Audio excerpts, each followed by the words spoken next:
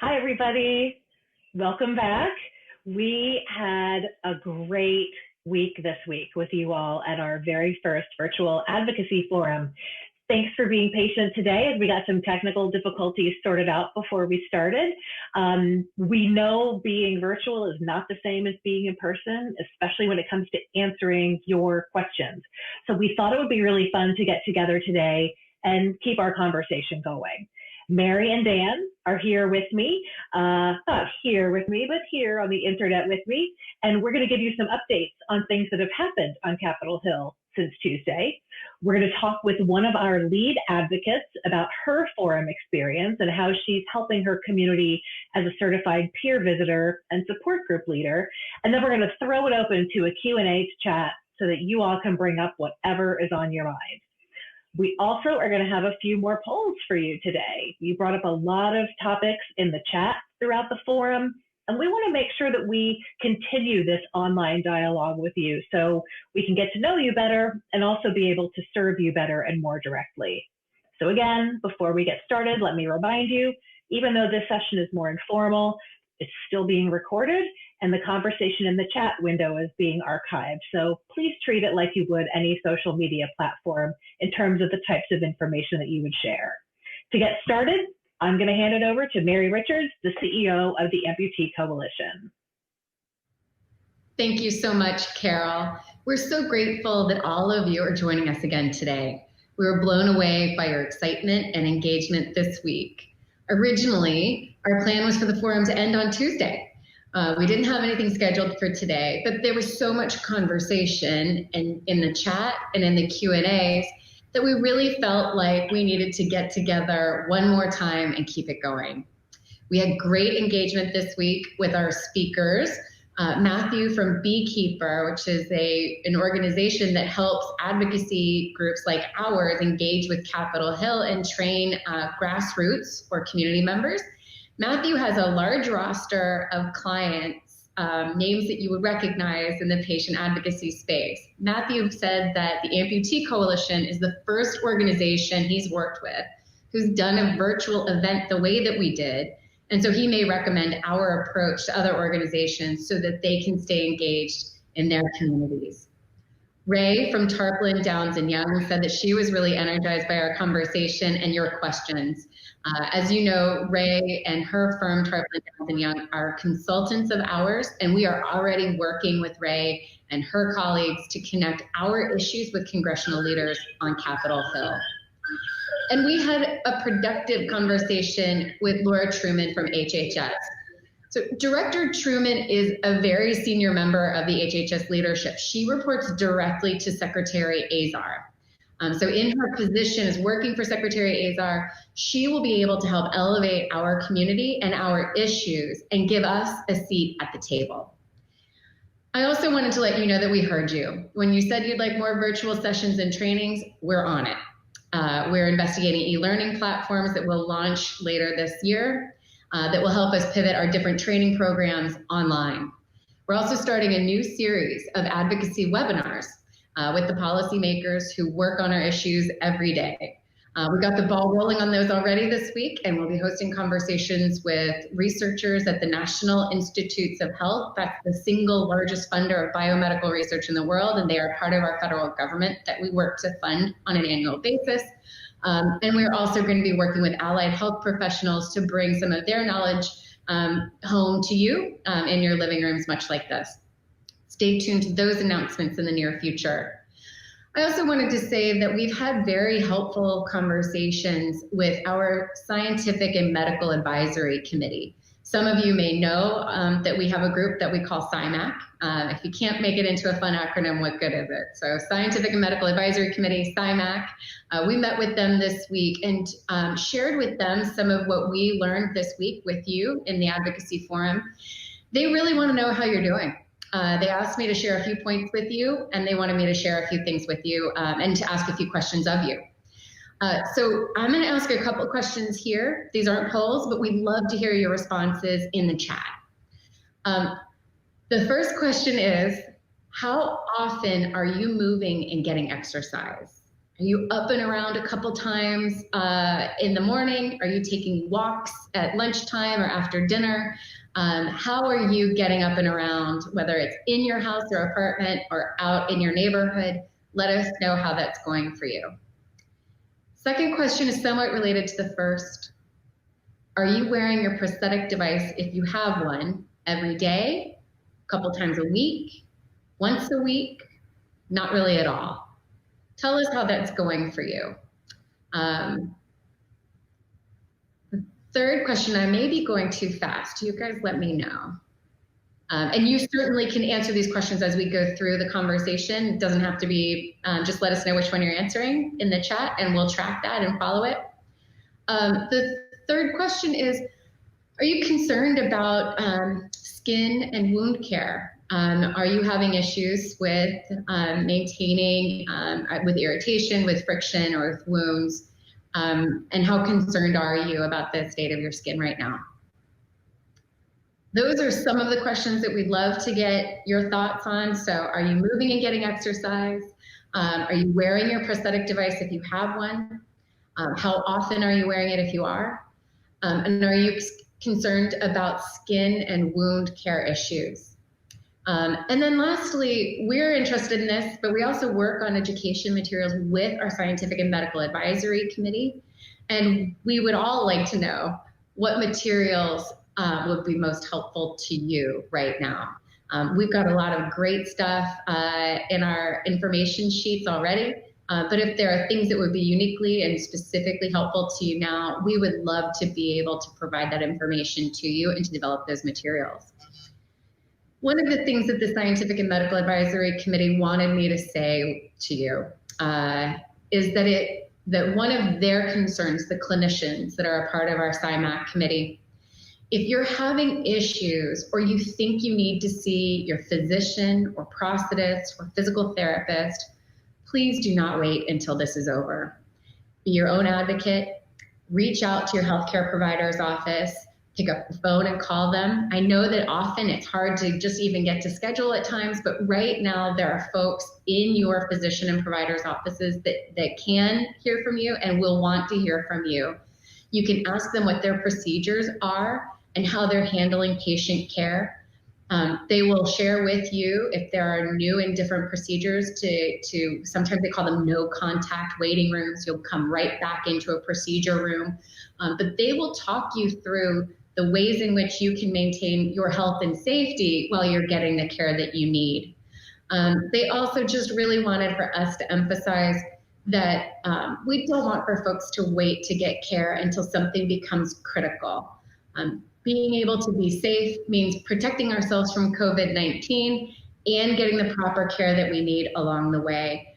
We have been concerned about pressures on the healthcare system, and while that is something that hospitals are monitoring very carefully, your clinical providers are encouraging us to communicate to you that when in doubt, please call your provider right away. Ask the questions, share with them what you're experiencing, and then make a plan together. That was really helpful information for me to learn, and I hope that you find it helpful to hear as well.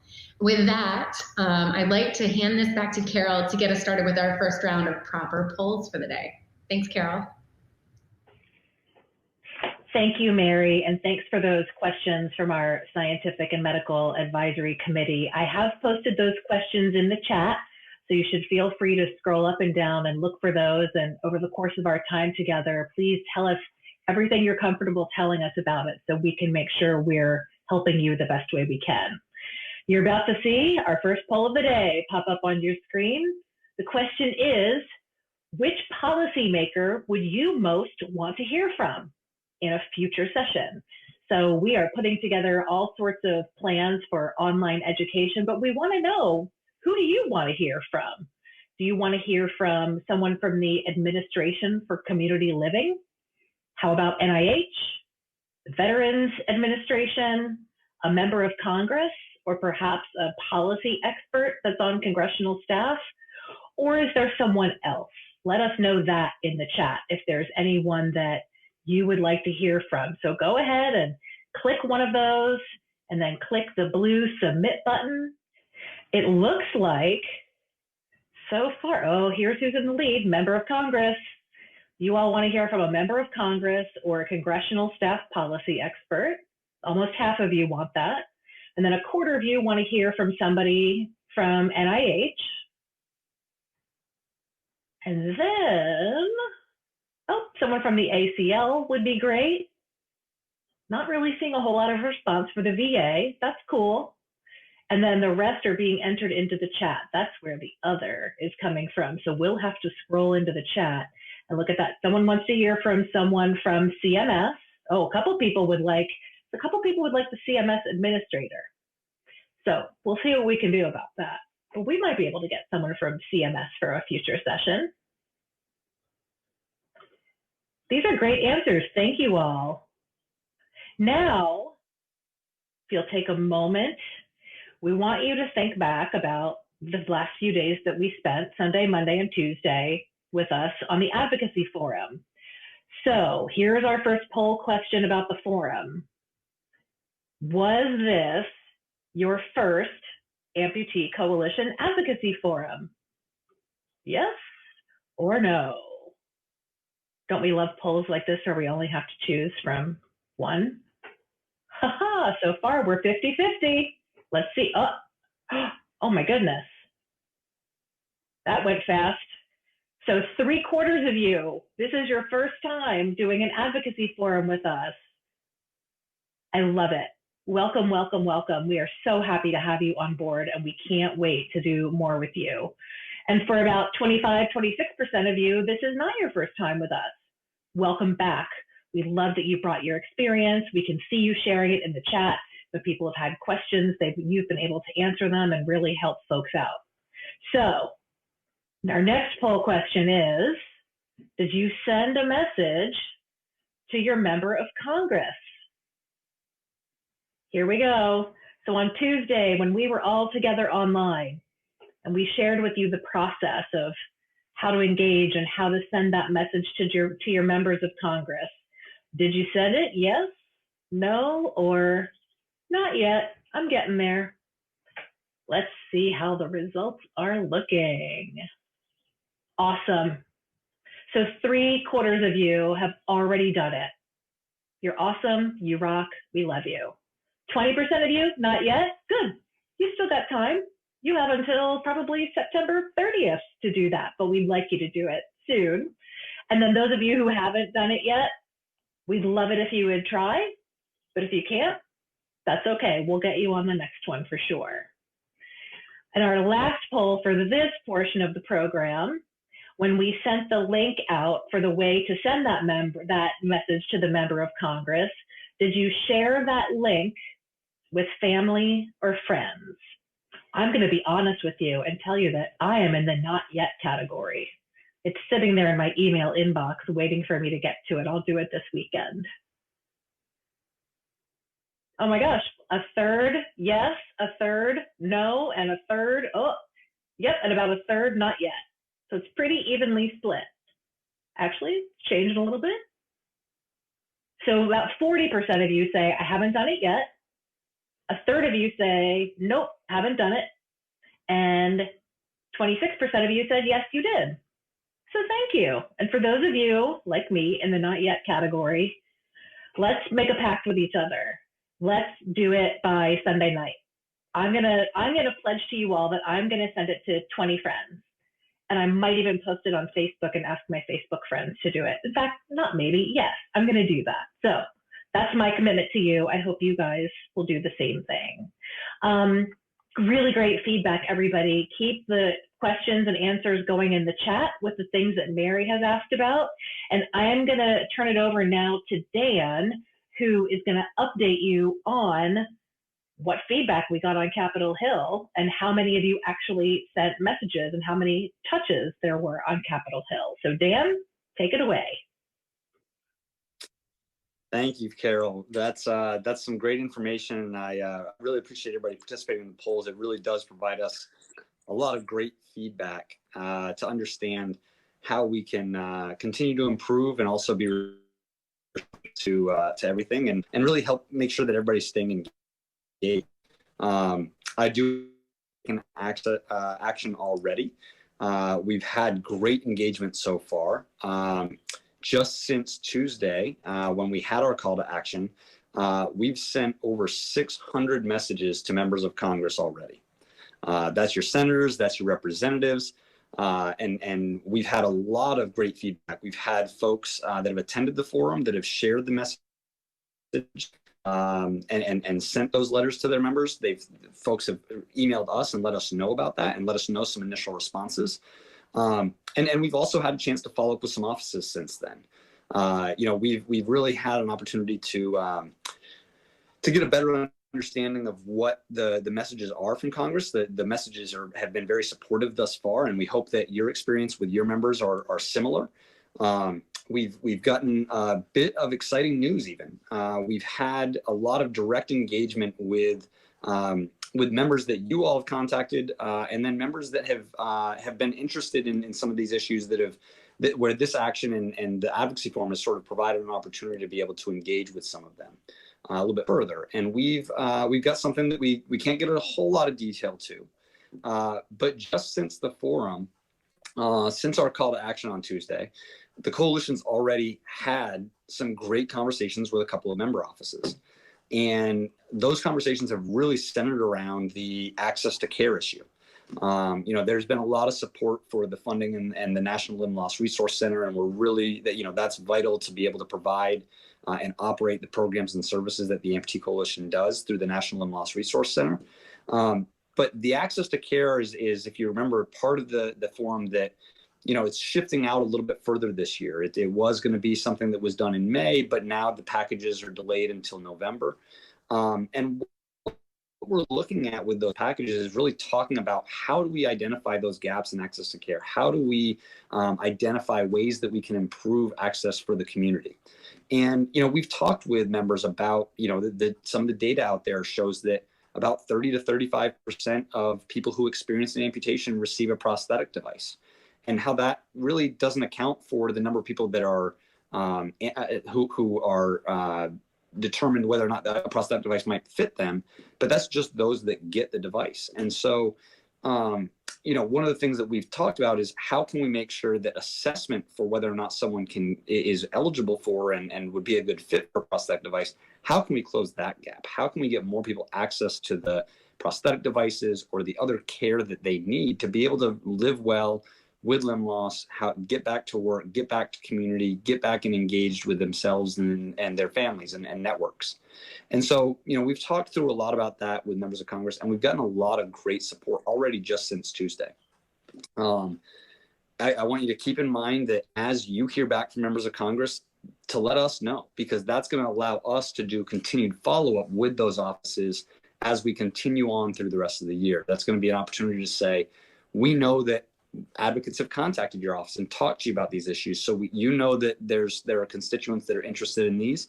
We're the Amputee Coalition, and we're here to talk through some of those issues and how you can be more supportive. And we'll continue to engage with you in that effort as well. So it's important to keep in mind to make sure to let the Amputee Coalition know about the contacts that you're getting from your members of Congress. It's really helpful to identify what other opportunities that we have that we can engage with those elected officials on different policy priorities, whether it's funding initiatives, research, access to care, whatever it may be. There are going to be continued opportunities to be able to engage with those folks. So as Carol said, if you haven't already, we do encourage you to share the link with your network and with your family and friends so that they can tell their members of Congress about their own experience and share sort of the voice of the community. Help voice their support for the National Limb Loss Resource Center, and really focus on the support around access to care, the importance of access to care and what that means. So in the chat, we've pinned another opportunity to be able to take action. So that link will be open. Anybody can use it. You can share that link with your networks. If you haven't taken action, please make sure to do so. Carol, I loved your idea of the challenge of making sure that if you haven't taken action yet, try and set a goal. See if you can take action by Sunday. It's a great opportunity to be able to collectively share our voice as one. We want to make sure that we are getting the message out consistently. And while the opportunities to engage with Congress are year long, the Advocacy Forum really provides a unique opportunity to be able to have a collective voice around issues at a time, sort of a groundswell of support to be able for us to follow up and engage with some of those members of Congress. So all you have to do is either click the link or copy and paste the link, share it to your network, share it in an email, share it in social media. Ask your network to get involved to support you. You know, there are different ways to do it. But, you know, one thing to always keep in mind is, you know, when you have friends on social media, when you've got contacts in your email, they support you. They're your friends, they're your network. And so this is a great opportunity to help engage them in the dialogue and in the conversation to kind of further some of those policy initiatives that we want to focus on for the community. So with that, I also, you know, I know that a lot of you told us in the chat this week that you expressed interest in either becoming a lead advocate or that you're already a lead advocate. And, you know, we're really excited about that because the Lead Advocate program is a real great opportunity to be able to share your story, share your experience, and really help elevate the community and the involvement on policy issues that can impact the community. And, you know, one of our first polls of this entire advocacy forum was what is it that brought you to be wanting to engage as an advocate with the Amputee Coalition? And overwhelmingly, the number one answer was to give back to the community and support the community. And that's what we're here to do. And that's what advocacy can provide, is when we all network and work together, elevate the voice of the community, we have a chance to make real change and impactful change for everybody. And so, you know, what does it mean to become a lead advocate? What does that look like? What does it mean? Many of you know Posey Mansfield already. She is a lead advocate, a certified peer visitor, and a support group leader in Massachusetts. And I want to take this moment to welcome her to the conversation, and also just ask Posey to tell us a little bit about, you know, what it's like to be a lead advocate. You know, what our advocacies are like in person, and also ask her what she thought of the virtual forum. And knowing that this is the first forum that many of you have taken part in, you know, this is a great opportunity to be able to hear from somebody that's done the in-person, that's taken part in the virtual forum, and is also a lead advocate with us. So with that, I'll welcome Posey. And I think she's joining us via phone, and first ask her what it's like to be a lead advocate. So Posey, I'm going to hand it over to you. Posey? Hi. Oh, hi. Hi, Dan. Hi, everybody. Well, first of all, you can't see my photo because I can't get access to the webinar, but if I put my photo, I can assure all of you I'm wearing my orange ribbon, and I'm proudly wearing it, as all of you, I hope, are as well.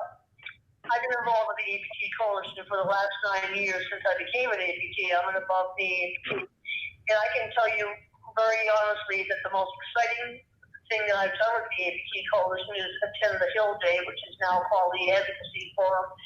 And there's never been so much energy. There were about 100 of us there last year, and there's nothing like the energy and enthusiasm and the passion of all the attendees. We were well taken care of. We met with our representatives. We told our story. We gave our pitch. We advocated for insurance fairness for amputees, and the other ask was for funding for the National Limb Loss Resource Center. And I've never been so passionate and so excited to be a part of the Amputee Coalition. And I can just tell you all that if you have an opportunity to attend the Hill Day or the Advocacy Forum, as it's now called, I would urge you all to make it a point to be there, because there's nothing more exciting and energetic than being in the Capitol, meeting with your representatives and telling them what you feel and sharing your story so you can get the point across about how passionate you are for what amputees need and what our issues are and what we want other people to know about being an amputee, and how we value the National Limb Loss Resource Center and the work of the Amputee Coalition. If I can just say as a lead advocate that was one of the most exciting things that I've ever done with the Amputee Coalition. But I also am a support group leader. Yeah, I started that 9 years ago, and the coalition helped me get started with a toolkit that they have on their website. And so I started the support group. We had 3 of us sitting around the table, and now we have almost 100 members. and we have 2 sites. And social isolation, we know, is difficult in any scenario. Even when we don't have a virus that's keeping us isolated and sequestered to our homes. But we know that depression can be something that's often accompanying being isolated. And so what I've done with my group, we have an older group. We have about people from the ages of 50 to 85 or so. And what I've done with my group, I've been sending out letters regularly to them to just update them and to check in with them and to give them little hints about staying active and staying positive and that we're all in this together. And I've also been calling them and checking in with them by phone and just talking to them. And many of them are scared. They don't know what to make of this virus. They all feel vulnerable because most of them have pre-existing conditions that would keep them in a very high-risk category. And people are scared. They're scared about the unknown. They're scared about the virus. They're scared about their loved ones. They're scared about themselves and what the future holds for them going forward with this virus that is unknown and it's insidious and has crept into our lives like nothing else we've ever seen before. So I've made phone calls to many of my members and just let them talk and listen to them. And also, I've also sent mailings. I've sent them out copies of In Motion magazine. And recently I sent them out the Limb Loss Awareness Month orange ribbon for them to wear proudly. And I just want people to know that they're not alone and that we can get through this together. And so I have sent regular mailings out, and I have kept in touch with my people. And I think that's one of the things that we have in common is that we have a great community of amputees. We have a great limb loss community that takes care of each other and lifts each other up and makes sure that no one's left behind and no one is left in the dust. We take care of each other, and that's one of the most important things that I've done with my group. And hopefully as support group leaders out there or members of support group, you've reached out to other members or you've reached out to your support group leaders and that's what you can do. Just a call to a neighbor, call to somebody in the group can sometimes just make their day. So that's what I've been doing. Posey, I just want to say how much I appreciate the way that you approach not only advocacy and my experience running into your friends on Capitol Hill in between visits with your members of Congress is one of the highlights of my career and of my year. And we'll get back to that next year. But I also just have to say the way that you take the stewardship of your support group and the way that you engage with your friends in our community is remarkable and helpful and shows such, love and concern for the folks that you engage with through your support group. And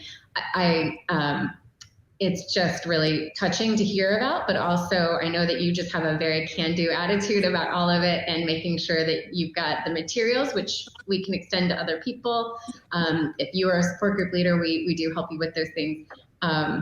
But I also want to hand it over to Dan to talk through some of the other questions that we may have about what are folks doing to stay connected. And I think that Posey is pretty remarkable, but perhaps there are things like this that others on the chat have been doing with their groups too. Yeah, that's a great point. I think a lot of people in the community are doing great things to really support one another through this time. And I know that it's not easy. We've heard from you in this, the Advocacy Forum. We've also heard in the roundtable discussions. We've heard about it on the news. We've heard about it with our Scientific and Medical Advisory Committee. There are a lot of challenges with social isolation. And so providing that community, providing that engagement, that's the reason for the Advocacy Forum is to elevate the community and elevate the networks and support one another on the policy side. As support group leaders, as certified peer visitors, as active community leaders in your community, regardless of what your role is, you have an opportunity to be able to engage with others in both the limb loss and limb difference community, as well as your broader network and your broader community. And that's what we really want to make sure that you're taking away from this. But, there are opportunities to engage in advocacy efforts year round. And we want to make sure that we are elevating that with you. providing greater opportunities. And it's also a great way, especially in these times around social isolation, where maybe we engage our support groups. If you're an active member of a support group, or if you're a certified peer visitor and you have a network of people that you've interacted with, this is a great opportunity to be able to share this message with them if they haven't been able to join us on the advocacy forum. Help get them involved, help them take action. If you've done other things in your community, we want to make sure we're capturing that in the chat. So, please share with us what's worked. Posey, I think it's great that you've taken the time to mention the value in reaching out via phone. Others are reaching out via email, and people are trying to do Zoom chats and things like that. Any chance you have to be able to engage with the community, we want to know about that too, because we want to know what's working and we want to know how we can help support some of those efforts. So make sure to share that in the chat. That would be really, really helpful for us to be able to help you and help the community. I really want to think, I really want everybody to think through how they can take what they've learned through the advocacy forum and get engaged with the Amputee Coalition, not just this week, not just during the advocacy forum, or not just during some of our other events, but year round. What can that look like, and how can you get more involved? Mary mentioned the fact that we are trying to pivot and open up our lead advocate training for virtual engagements and virtual trainings. We're going to be doing that with a lot of our programs, especially as time goes on. So if those are of interest to you, we've captured some of that already. But if you're still interested in that, make sure to let us know. And we're going to keep you informed as well, because you've attended this training and you've indicated that this is a priority for you. We want to make sure that you are one of the first groups of people that are going to be made aware of our virtual engagements that way. So keep that in mind. And with that, I think I'll kind of hand it back over to Carol to help us move a few more poll questions to kind of wrap us up here this afternoon. Thank you, Dan. And I see some great conversation going on in the chat. I also, Dan, just so you know, posted a question to say, tell us, how are other people supporting you, and how are you supporting others? What do you see the community doing? So we're getting some really good conversation with people sharing ideas of how they're supporting one another and what's going on in the community. We're going to throw another poll up onto the screen. We want to hear a little bit more from you about telehealth. So our Scientific and Medical Advisory Committee is curious about telehealth, and they want to hear from you if you've had a telehealth appointment. So on your screen, it asks you, have you had a telehealth appointment with your physician, your occupational therapist, your physical therapist, your prosthetist? Have you not yet had one? Or if there's an other, just tell us in the chat who you have had a telehealth appointment with.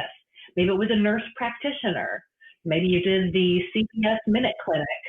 Let us know. So go ahead and click any of them that apply. Maybe you have more than one, and then hit the blue submit button. And let's see what we've got. Well, it looks like for those of you who have had a telehealth appointment, 18 of you have had one with your physician. That's really cool. You can also tell us in the chat how that went.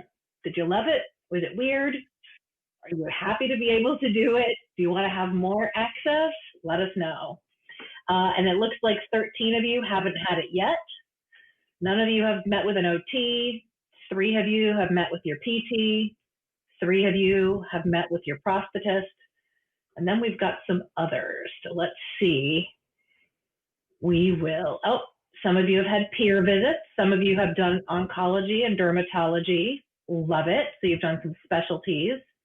This is great. This is really, really helpful. And this, again, helps us go back to our Scientific and Medical Advisory Committee and let them know what's going on in our community so that they can then let the people in their field know how best to adjust their practices to be able to increase access to you all. Let's do one more poll, and let's see what action you may have taken advocate-wise since Tuesday morning, since the last time we got together. Have you set up a meeting or a phone call with a local official? Have you written a letter to the editor of the newspaper? Did you share the Take Action link on social media? Did any of you get a proclamation for Limb Loss Awareness Month during April? I know we had a couple of them, 4 or 5 of them out there from governors and some from mayors. Have you used amplify.org? Or have you done anything else between the Advocacy Forum and today? Let us know if you've taken any action advocate-wise since we all got together on Tuesday and did that during our time together. So let's take a look. Okay, some of you have shared the action link on social media. Thank you, you're ahead of me on that, now I'm embarrassed. All right, 10 of you have said you've done something in the other category. So let's go see what that is. Great, you've had virtual support meetings where you've talked about the issues. You submitted advocacy messages on some Facebook pages. Love it. You've reached out to your local veterans group to tell them what's going on. You've worked on registering people to vote. Love it. Matthew just did his outreach to Congress today, and he's going to share the link later today. This is great, you guys. See, I knew once we got everybody hooked this week, we could keep this momentum going, and I love it, love it, love it.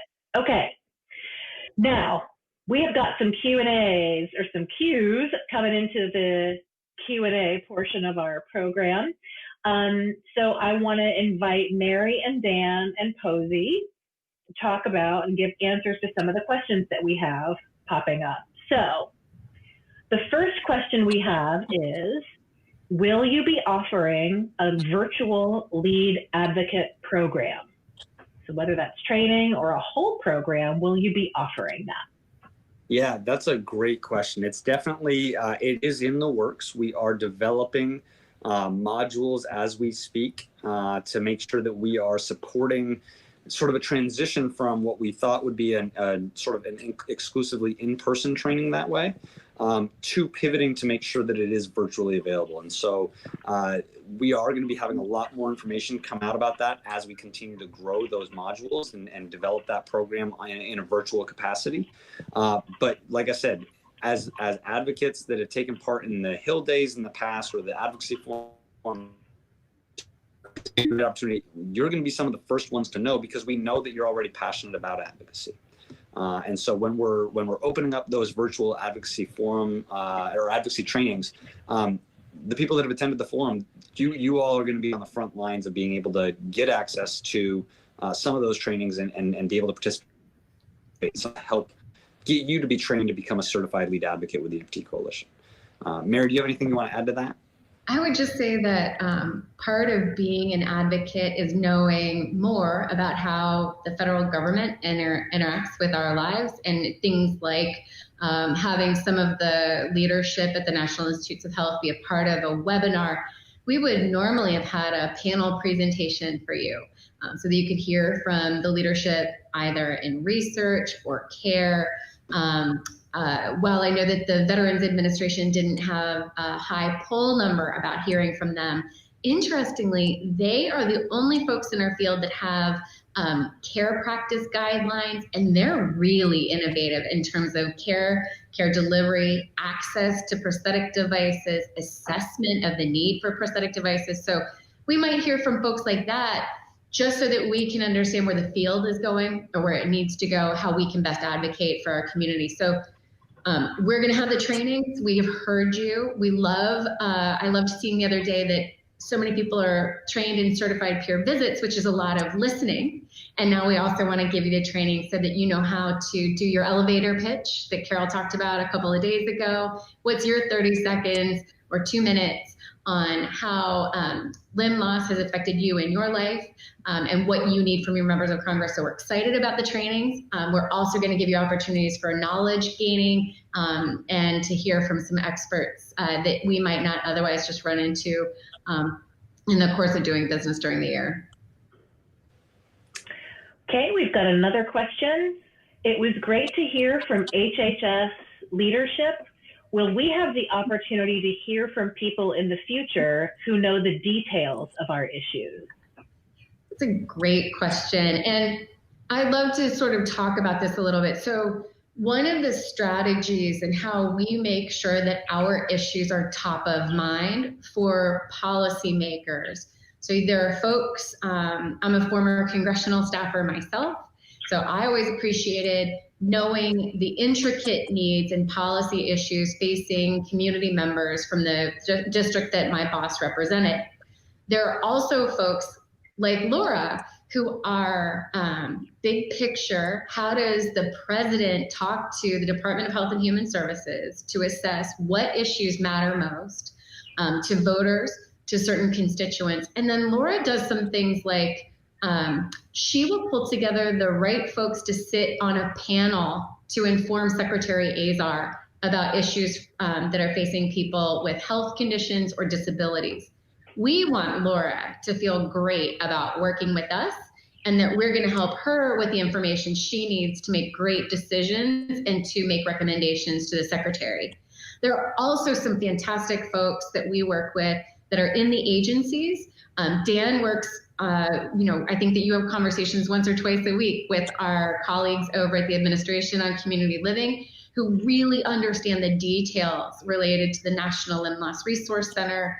And we would be happy to, and we expect right now as we're building out a couple of webinars, including with the NIH, to make sure that you're hearing from those folks that do the day-to-day activities that support both the Amputee Coalition and the community of people living with limb loss in this country.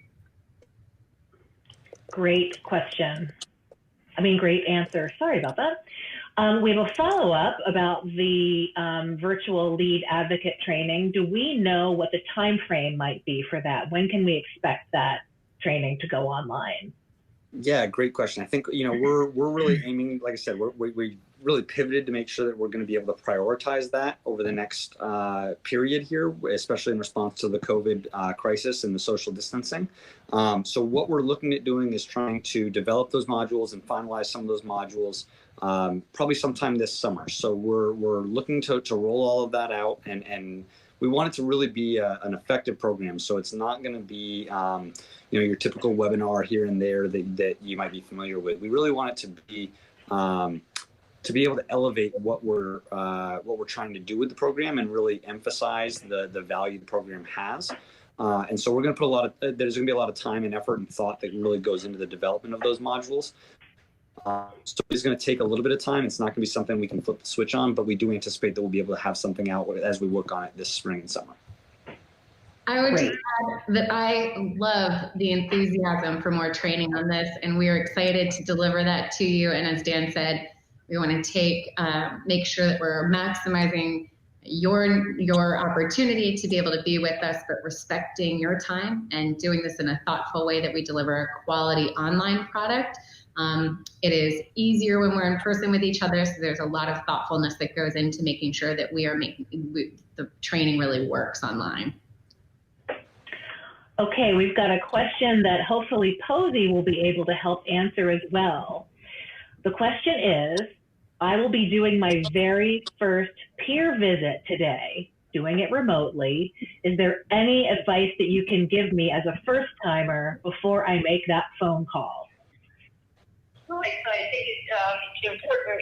You've had the training, and you know how important it is to the person who's going to be receiving your call.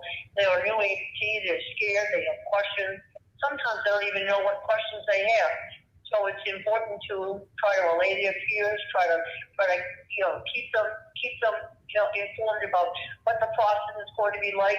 Let them know that there is a life after amputation. Let them know what you've done since your amputation, that their life doesn't stop just because you lose a limb.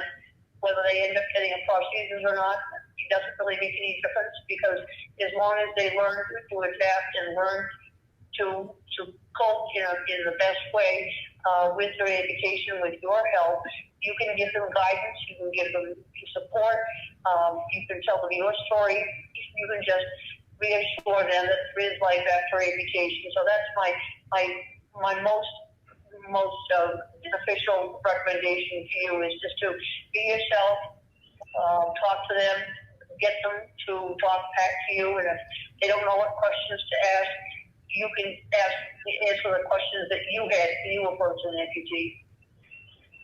That's great. Thank you, Posey. I've got another question that I think Posey will probably have a good answer to, and Mary and Dan probably will too. This came up in the chat. One of our participants would love to get their support group to use Zoom or FaceTime or some kind of online face-to-face tool, but most of the members of their support group don't use computers. So what advice do you have for how someone can still keep that continuity and closeness and support with their support group, but not be able to use a computer? What kind of methods should they think about using? Well, that's exactly what's the situation in my group. We have a number of people who don't use computers, who aren't really computer savvy, and frankly, they would rather talk one-on-one than talk in a Zoom platform and a Zoom forum, which is a little less, a little bit less personal and less intimate. So that's why I've been making phone calls, particularly to the most vulnerable in my group, the ones that have been a little bit more withdrawn than some of the newer amputees, people who live alone or who have had issues with social isolation, even before this frustrating and this new normal that we have. And because many of them have had social isolation issues before they even had this crisis, it's particularly hard for them, and it's easy for them to become depressed. So a phone call, a friendly phone call, how are you, just checking on you, what's going on, is there anything you need, are you getting your groceries delivered for you, are you getting around, are you moving a lot, are you keeping moving so the circulation keeps going, doing stretching exercises to keep your circulation going. That's what I've done, and then sending out regular mailing with the orange ribbons and with the In Motion magazine and other materials that I've received from the Amputee Coalition, just to keep them in touch, keep them all connected. And that's the best advice I can give you, and that's what I've done, because our group probably wouldn't be candidates for a Zoom meeting. Mm-hmm. Dan or Mary, do you have anything that you'd like to add to that? Yeah, I think that, Posey, I think you bring up some really great points. I think that even if, the one-on-one calling is really, really great, because it provides that unique connection to be able to answer questions and talk through things with one another. There are some free conference call services that are conference calls, not video calls. And so that might be an option for folks if they're interested in looking into that. We can talk through with our resource center and see if we can help try to find out what some of those resources might be. But I think it's something where we're all trying to figure out what that can look like. But it's important to understand that not everybody does have access to the internet, or not everybody does have access to video chat and things like that. And so still finding ways to provide that connection and provide that support, whether it's a conference call.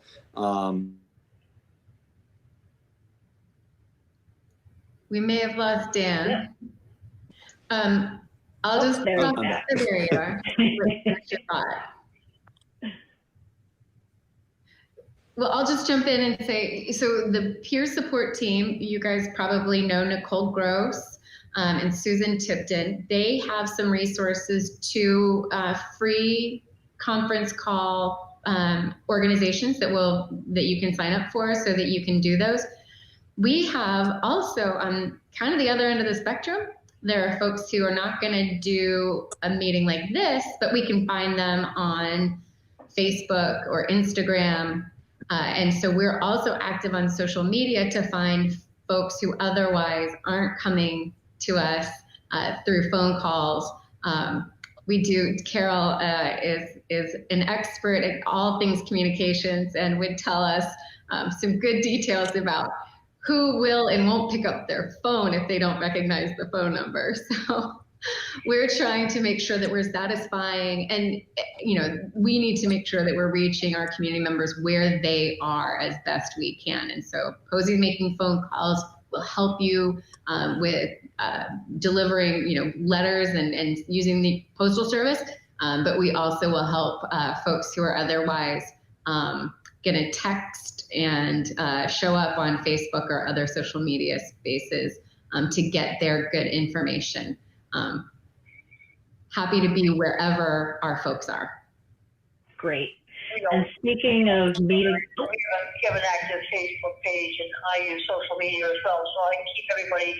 I check in with everybody on our Facebook page regularly, and in addition to that, I think it's important to make that connection with them, and I forward all the advocacy information that comes out of the coalition, just to keep everybody informed, keep them aware of what resources are available, and how they can contact the Amputee Coalition for more information and more resources. And I have a number of peer visitors in my group, and I also give their names out. They've offered to talk to anybody who wants to talk to them, so I've given the names out of our peer visitors for anybody who wants to talk to a peer visitor. That's great. Thank you, Posey. We have one last question before we start to wrap things up. One of our advocates wants to know, what's happening with the national conference in August? Do you have any news? I'll jump in and share that the Education and Conference Advisory Committee that we work with has been meeting much more frequently as we're talking through national conference. As you know, national conference this year is intended to be in Washington, D.C. In late August. We are experiencing extraordinary challenges in our space, in our country, and in Washington, D.C. in particular. We're a city that is expected, I live in Washington, D.C. We're expected to be a little bit more high risk here in Washington than elsewhere. We're going to be cognizant and careful about our community members who are at higher risk. We are working with our Scientific and Medical Advisory Committee related to things like the increased risk of both acquiring COVID-19, but also the consequences for our community are more significant. We want to make sure that we keep folks safe. These things are at tension with each other. We want to be together. We want to give you good programs and services, but we also need to keep people safe. I am giving you a long-winded answer because I want you to understand what the decision-making behind this is. We don't have an answer yet. We are leaning towards making sure that we are mission forward. So how is it that we provide the programs that you rely on, that our community needs, and also how do we keep folks safe? And those are the two priorities here. We're having great conversations. Feel free to share with us your thoughts. We very much appreciate that. We know for some folks, they're not going to get on an airplane in August. They're just not doing it. And we know for other folks, the desire to be together is really significant. So we're working really hard to be thoughtful and conscientious. We'll be making a decision here in the next few weeks, but it'll be pretty quickly here that we need to give folks the ability to make plans for their summer. And we'll be giving you more information as we have it. But please, this is not a one-way conversation. We do appreciate your feedback. Yes, tell us in the chat how you're feeling about it, and we'd love to hear from you about how you're feeling about travel or getting together in large groups. It's important that we hear from you as well.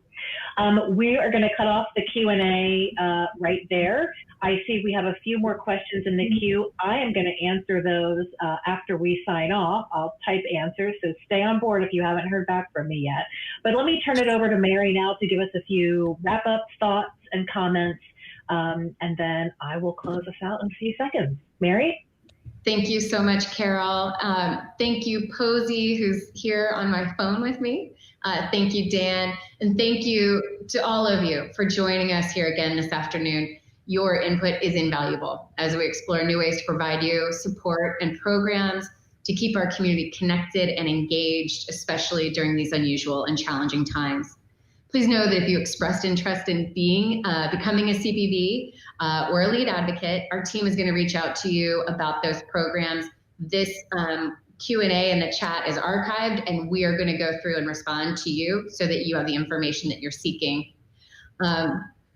We're just like we did with this advocacy forum. We're working hard right now to pivot all of our trainings to a virtual setting so that we can stay safe as we continue to learn and take action together.